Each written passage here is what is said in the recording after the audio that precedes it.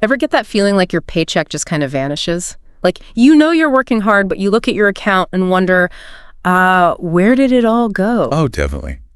Or maybe you've glanced at some budgeting apps or software out there Yeah. and just felt totally swamped by all the options and maybe the complexity. Exactly. That feeling of being overwhelmed is so common. It's like, there are too many choices. Right. It's like having this massive, complicated toolbox when maybe you just need, I don't know, a simple screwdriver to get started. Well, you've definitely come to the right place then.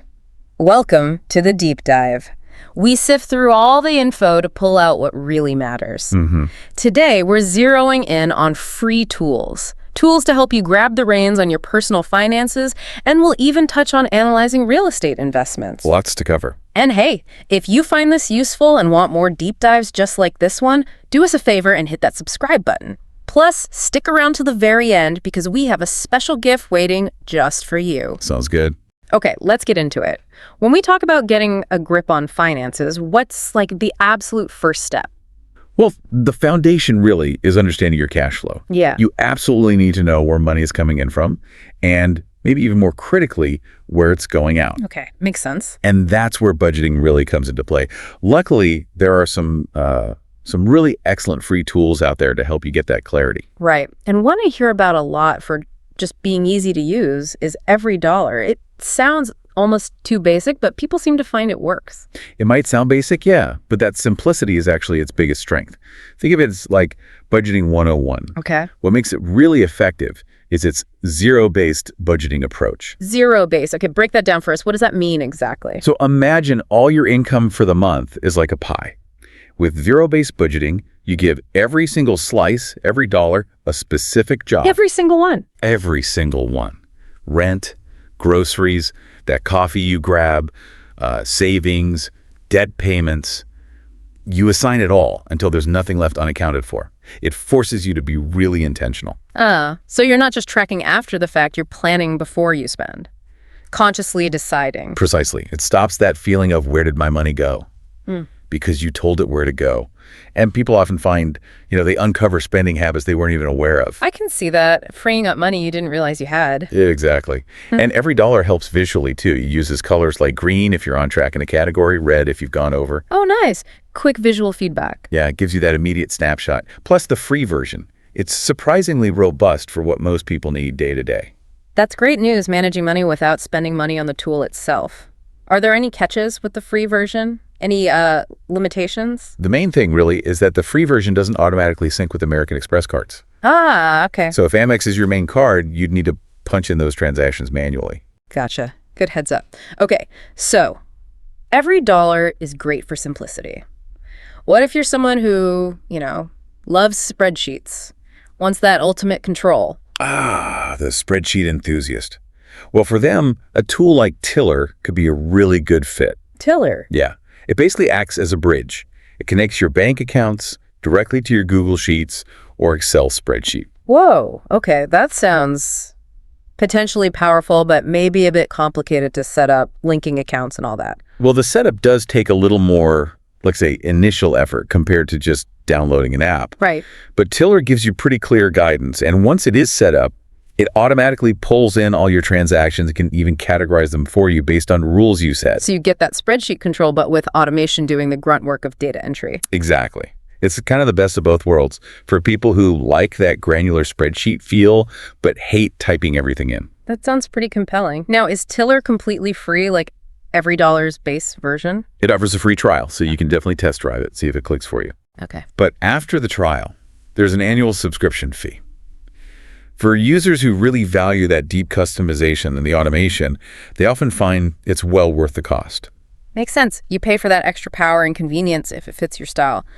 Okay, what about someone who just wants, like, a bird's eye view? Everything financial in one dashboard. Yeah, for that kind of holistic overview, a tool like Empower is definitely worth checking out. Empower, okay. And what's really notable here is that Empower offers a lot for free. Budget tracking, calculating your net worth, and assets minus liabilities, Right. cash flow analysis, even tracking your investments. It pulls it all together. Wow, a whole financial command center, and it's free.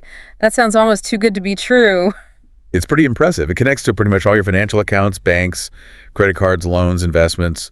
Puts it all on one screen. Super convenient for seeing the big picture. Definitely. And it automatically categorizes your spending, which makes tracking easy. Plus, and this is a big one, they offer free access to actual financial advisors you can talk to.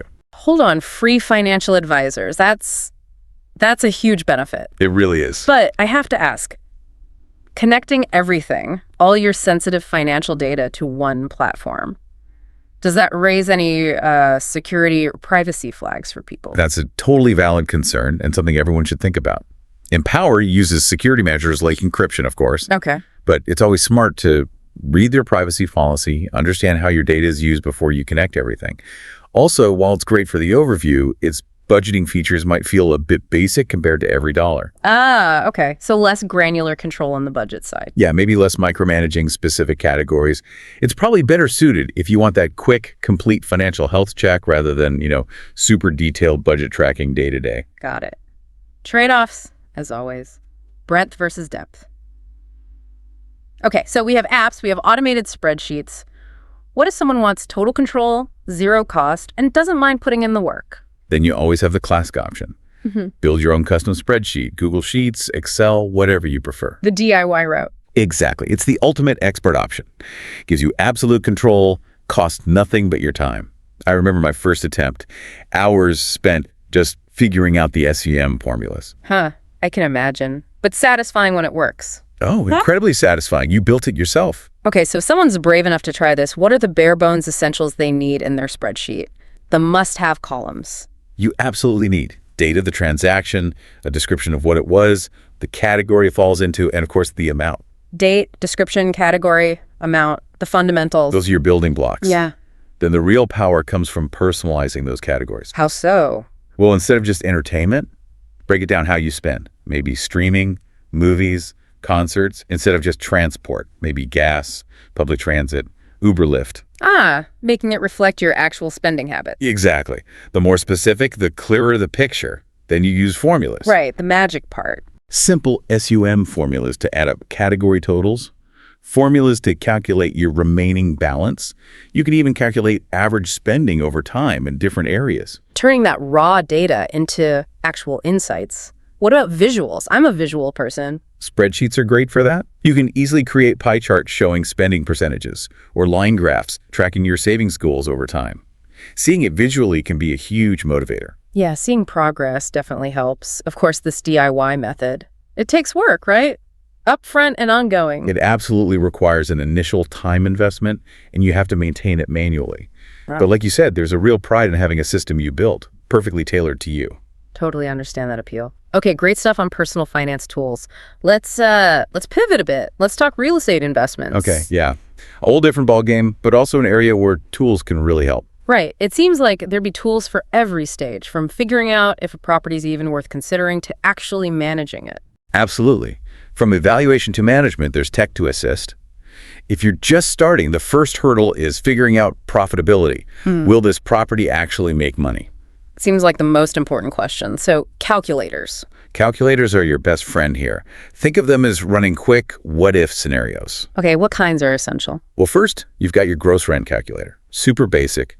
Just gives you a rough idea of potential rental income, ignoring all expenses. So, like, the best case fantasy number. Pretty much. Useful for a quick filter, but you need more. That's where the net rent calculator comes in. Okay, net rent. What does that add? It starts factoring in recurring costs. Property taxes, insurance, maybe an estimate for maintenance and repairs. Gives you a much more realistic picture. Right, those costs that can really sneak up on you. Definitely. And then the most critical one, arguably, is the cash flow calculator. Cash flow, the bottom line. Exactly. This tells you if the property, after all expenses, including your mortgage payment, will actually put money into your pocket each month, or if you'll have to feed it money. That positive cash flow is key for many investors. Makes perfect sense. Okay, so you've used the calculators, you bought a place, now you have to manage it, especially if you have multiple properties. That sounds like a lot. It can be. Tenant screening, rent collection, maintenance calls. Yeah. It can easily turn into a second job. Yeah, I bet. So technology to the rescue again. For sure. Property management software is huge here. Platforms like Buildium, AppFolio, Tenant Cloud, they automate a ton of that stuff. Like what specifically? Online rent payments, managing leases, tracking maintenance requests, communicating with tenants. It streamlines the whole process, Saves you massive amounts of time. Sounds like a lifesaver for landlords. Yeah. What about the money side? Tracking income and expenses for the investment itself. Yeah, good accounting is crucial. Standard small business accounting software works great. Think QuickBooks, Xero, FreshBooks. They let you track rental income, categorize all your property-related expenses, run reports, essential for managing the investment, and importantly for tax time. Keeping those books clean is vital. Now, stepping back a bit, before you even buy, you need to understand the market, right? Oh, absolutely crucial. Non-negotiable. You need deep market research. Yeah. What property's selling for? What's the rental demand like in that specific neighborhood? Vacancy rates? Where do you find that info? Websites like Zillow and Redfin are actually great starting points. They have a ton of publicly available data on price trends, rental estimates, recent sales. It helps you get a feel for the local landscape. So do your homework online first. Got it. What about financing the purchase? Getting a mortgage? Right. Most people aren't paying all cash, so you'll need financing. Platforms like LendingTree are useful here. Have a so. They let you compare mortgage offers from multiple different lenders side by side. Helps you shop for the best interest rate and terms, potentially saving you a lot over the loan's life. Always smart to shop around for loans. Okay, one more tool area. Risk. How do you evaluate the potential downsides? Good question. Evaluating risk is key. There are tools like RiskCal and concepts like Monte Carlo simulations. Monte Carlo. Sounds complex. The idea is basically stress testing your investment. You run thousands of what-if scenarios based on different market possibilities. Interest rates go up, vacancy lasts longer, repairs cost more. So it helps you see the range of possible outcomes, not just the sunny day scenario. Exactly. It gives you a better sense of the potential risks and helps you make a more informed, eyes-wide-open decision. Very valuable. Okay, we've covered a ton of tools for real estate. Now let's shift to actual strategies for making those investments profitable. Right, the how-to. There are several common paths. A really popular one, especially for starting out, is the long-term buy and rent strategy. The classic landlord approach. Pretty much. The goal is simple. Buy a property, rent it out consistently, and generate steady passive income over many years. Sounds straightforward. Any tips for maximizing profit with that? Yeah, definitely focus your search on emerging markets, areas with good potential for future growth, both in property value and rental demand. Okay, find growth areas. And manage the property well to keep maintenance costs down. Also, think about smart, value-adding improvements that attract good tenants and maybe justify higher rent down the line. Buy smart, manage smart, upgrade smart. Got it. What about folks looking for quicker returns, not the long hold? That's where property flipping comes in. The idea is you buy a property, usually one that needs work and is priced lower because of it. A fixer-upper. Exactly. Yeah. You renovate it to increase its value and appeal, and then sell it relatively quickly for a profit. Sounds exciting. Maybe a bit risky, though. It definitely carries more risk and requires more active involvement. Success hinges on really accurate numbers up front. You need to nail the estimate of the after-repair value and, crucially, the renovation costs. So that initial research is everything. Absolutely. And then during the renovation, you have to manage those costs like a hawk. Budget blowouts can kill your profit margin fast. Research, budget, control. Makes sense. Okay, different direction now. Commercial properties, office buildings, retail. Commercial real estate can be attractive for its potential stability. You often get longer lease terms compared to residential. Longer leases mean more predictable income. Generally, yes. And potentially higher income overall. But the stakes are often higher too. Due diligence on the location and the tenant's business is critical. Choosing the right tenant is key. Vital. And diversifying your commercial holdings across different types of properties or locations is usually a smart move to spread the risk. Diversification again. Okay, what about the explosion in short-term rentals? Airbnb, VRBO, that sort of thing. Yeah, short-term rentals can be incredibly lucrative, especially in tourist hotspots. They can often generate significantly higher cash flow than long-term rentals. But more work, I imagine. Definitely more work. The key to success here is providing an absolutely stellar guest experience. What does that entail? Like nice furniture? That's part of it, sure. High-quality amenities, super clean place, but also top-notch service. Really responsive communication, making guests feel welcome. Great reviews are everything in that business. You're really running a hospitality business, not just renting space. That's a great way to put it. Okay, we mentioned financing earlier. Talk about leverage, using borrowed money.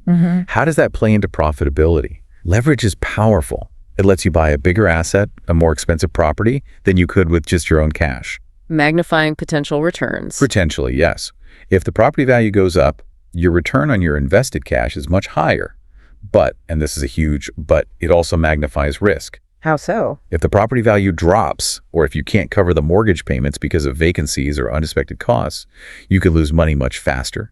You have to use leverage carefully, make sure the income comfortably covers all the debt service and expenses. Got it. Powerful tool. Use with caution. You mentioned diversifying commercial. Is diversification important for an overall real estate portfolio too? Oh, absolutely. Holding different types of properties, maybe some long-term residential, a small commercial space, maybe even a vacation rental in different locations, helps protect you. Protect you from what? From market swings. If the residential market dips in one city, maybe your commercial property elsewhere is doing fine.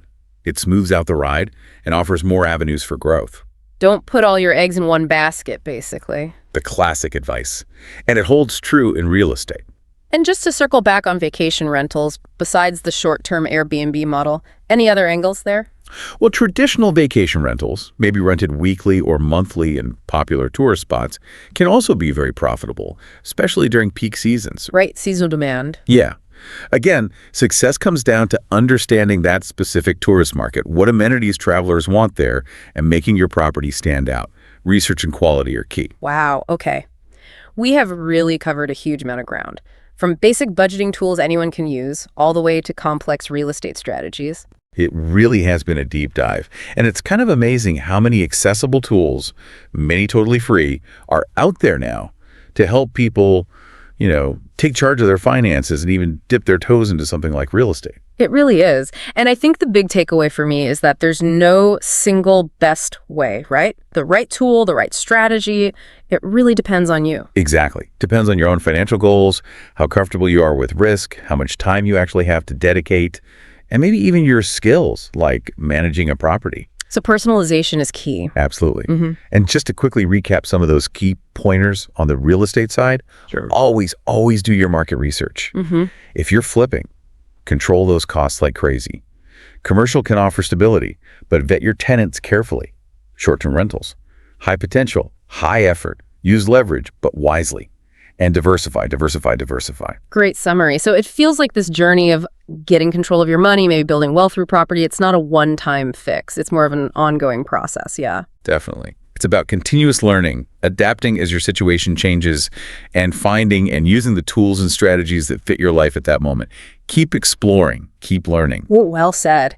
Keep exploring, keep educating yourself. That's the path forward. Couldn't agree more. Okay, and now about that special gift we mentioned at the start. We've put together some fantastic guides and even a full personal finance course for you. Really valuable stuff in there. To get access to it, it's super simple, just 4 quick things. 1, make sure you're subscribed to this show, The Deep Dive. 2, give this particular deep dive a like. Helps others find it too. 3, leave us a comment below. Let us know what you found most helpful or maybe a tool you use. And 4, share this deep dive with maybe one friend or family member who could benefit from it. Subscribe, like, comment, share. That's it. Once you've done those 4 things, check the pinned comment right below this deep dive. You'll find the special link there to download your guides and the course. We genuinely hope these resources help you take the next step on your financial journey. Absolutely. Thank you so much for tuning in and joining us for this deep dive today. We really enjoyed it, and we're already excited about the next one, bringing you more valuable insights and strategies.